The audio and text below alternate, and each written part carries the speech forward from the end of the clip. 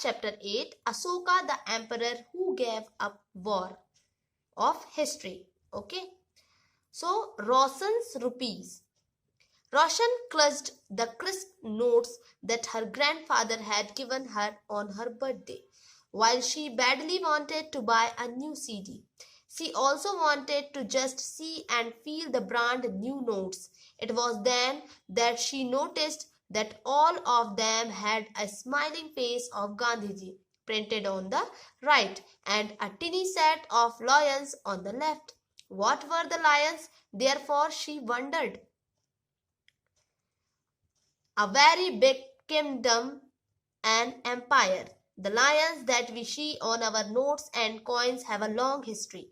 They were carved in stone and placed on top of a massive stone pillar at Sarnath, about which you read in chapter 7. Asoka was one of the greatest rulers known of history to history, and on his instructions inscriptions were inscribed on pillars as well as on rock surfaces. Before we find out what was written in these inscriptions, let us see why his kingdom was called an empire. The empire that Asoka ruled was founded by his grandfather Chandragupta Maurya more than 2300 years ago. Chandragupta was supported by a wise man named Chanakya or Kautilya. Many of Chanakya's ideas were written down in a book called the Arthashastra. So the name of the chapter is Ashoka the emperor who gave up war. Emperor means सम्राट या राजा, है ना. War means होता है युद्ध. ठीक है. तो अशोका एक अनोखा सम्राट, ठीक है, जिसने वॉर का त्याग किया, युद्ध का त्याग किया. ठीक है. तो बर्थडे पर रोशन को दादाजी से, ग्रैंडफादर से क्लस्ड द क्रिस्प नोट मीन्स कड़क कड़क नोट मिले. उसने उन्हें अपने हाथ में दबा रखा था. उसे एक नया सीडी खरीदने का बहुत मन था, लेकिन साथ ही वो बिल्कुल नए कड़क नोटों को देखना और छूकर महसूस करना चाहती थी. तभी उसने देखा कि सभी नोट में राइट साइड गांधी जी का स्माइल फेस बना हुआ था, है ना, मुस्कुराता चेहरा बना हुआ था, और लेफ्ट साइड छोटे छोटे, है ना, स्मॉल लॉयन, ठीक है, टिनी सेट ऑफ लॉयंस, छोटे छोटे शेर जो थे चित्रित थे उसमें. ठीक. उसने सोचा आखिर यहाँ शेर क्यों बने हुए हैं, लॉयंस क्यों बने हुए हैं, वो वंडर्ड थी. ठीक है. तो अब यहाँ स्टोरी अब देखें, शेर क्यों बने हुए थे वो हमें यहाँ डिटेल में मिलेगा. A very big kingdom and empire. Very big kingdom means एक बहुत बड़ा राज्य, और एम्पायर मीन्स होता है साम्राज्य, और एम्परर सम्राट. ओके. तो यहाँ आप एक पिक देख सकते हैं, ये वाली पिक बनी होती है नोटों में, देख सकते हैं, टिनी लॉयंस. ओके. और यहाँ सारनाथ का भी ये देखें, ये जो हमारे फ्लैग में होता है, ठीक है, सारनाथ का स्तंभ जो होता है. तो हम जिन लॉयंस के पिक्चर को रुपीस, है ना, नोट्स में, कॉइन्स में देखते हैं, उनकी बहुत लॉन्ग हिस्ट्री है. ठीक है, लंबा इतिहास है. वो पत्थरों पर कार्व्ड किए गए थे, मतलब अंकित किए गए थे, और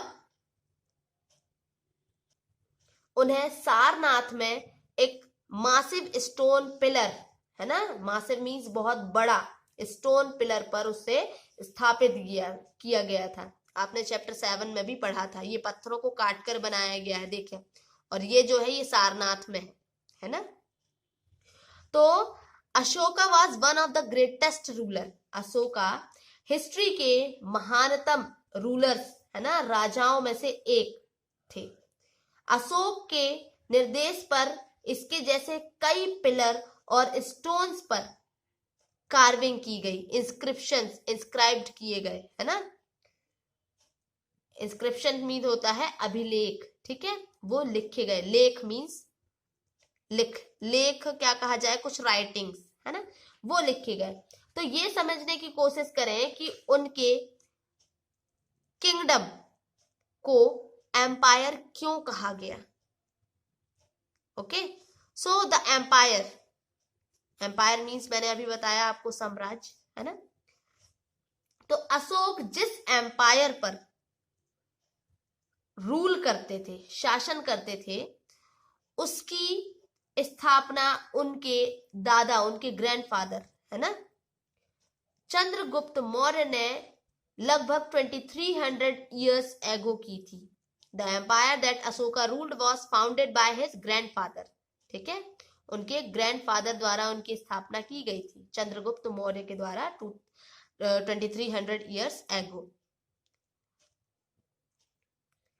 तो चाणक्य या कौटिल्य नाम के एक वाइज मैन, बुद्धिमान व्यक्ति ने चंद्रगुप्त की हेल्प की थी। चाणक्य के कई आइडियाज या विचार हमें अर्थशास्त्र नाम की बुक में भी मिलते हैं। ओके, नाउ नेक्स्ट है डायनेस्टी। डायनेस्टी मीन्स होता है वंश।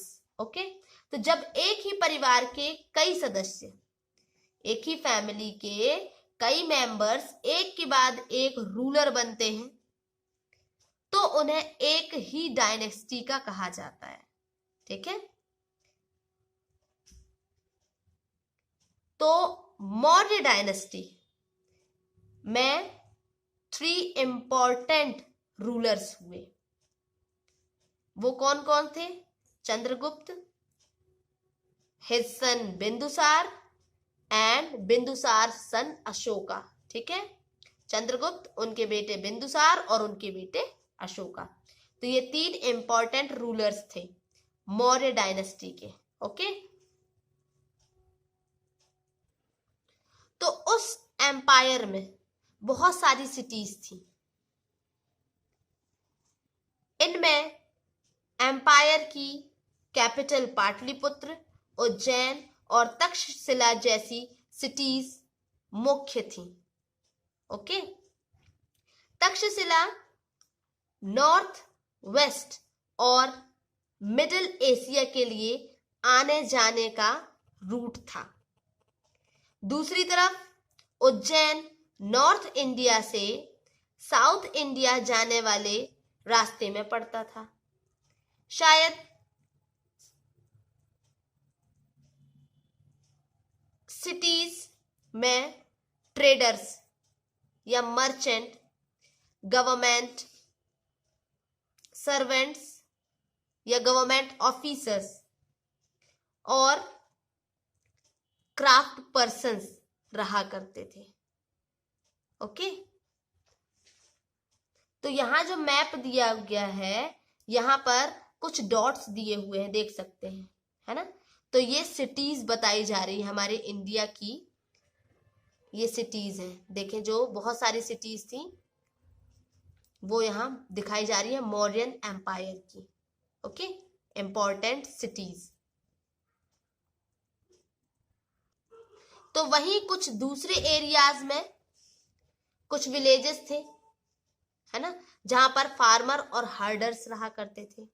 कुछ एरियाज में इन सेंट्रल इंडिया के कुछ एरियाज में फॉरेस्ट थे, जहां लोग जो थे, है ना, पीपल्स जंगलों में घूमा करते थे।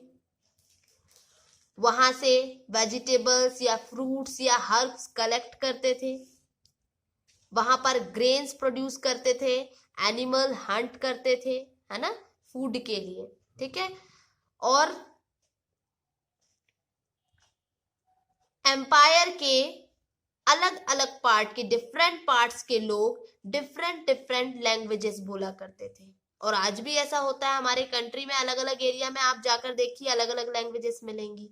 ओके, तो लैंग्वेजेस के साथ साथ उनके फूड्स भी डिफरेंट थे। अलग अलग एरिया के लोग अलग अलग प्रकार का फूड खाते थे, है ना, और अलग अलग तरह के कपड़े भी पहनते थे। ओके,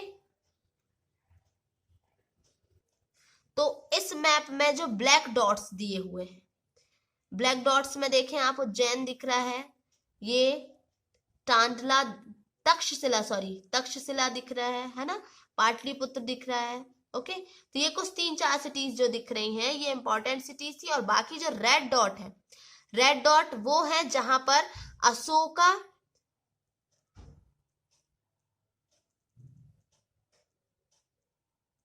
के इंस्क्रिप्शंस मिले हैं। ठीक है, तो रेड डॉट से यहाँ पर दिखाया गया है कि अशोका के टाइम के और अशोका के इंस्क्रिप्शन शिलालेख कुछ मिले हुए हैं। ठीक है, अभिलेख मिले हुए हैं और ये सारे जो थे वो उसी एम्पायर के अंदर ही थे।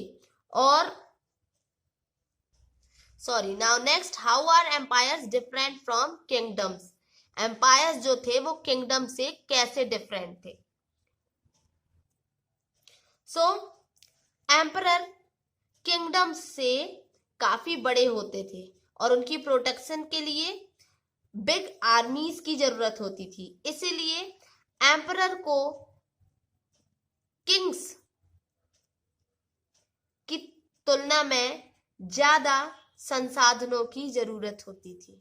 ठीक है, सेकंड, इसी कारण उन्हें बड़ी संख्या में टैक्स इकट्ठा करने वाले ऑफिसर्स की जरूरत होती थी।